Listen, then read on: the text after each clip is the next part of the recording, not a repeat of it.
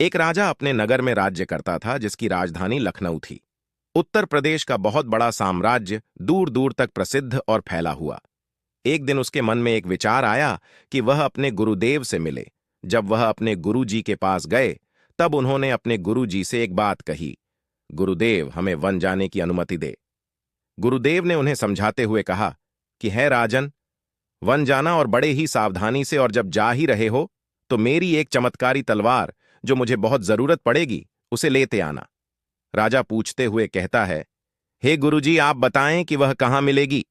तभी गुरुजी बोले, यह दक्षिण दिशा की ओर बड़े पर्वत, दो पहाड़ियों के बीच से जो रास्ता जाता है, उसी से होते हुए एक जंगल मिलता है और वहीं पर एक गुफा है।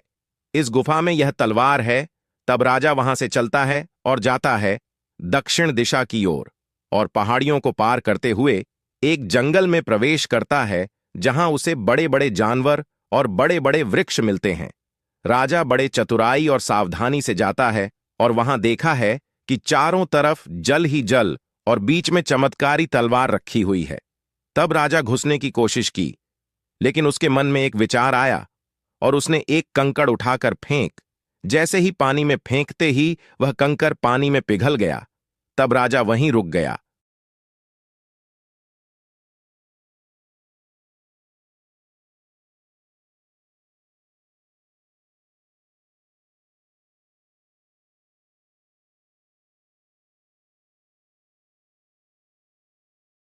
सोचते सोचते शाम हो गई और थोड़ी देर बाद रात हो गई। राजा अकेले बैठा हुआ था।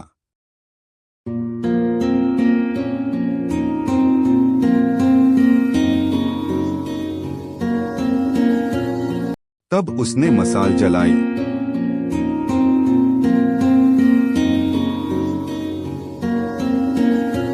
तब उसने एक मसाल उठकर पानी में फेंका और वह तैरने लगा। तब राजा को यकीन हो गया कि इसका रास्ता कोई दूसरा नहीं, तलवार तक पहुंचने का यही रास्ता है।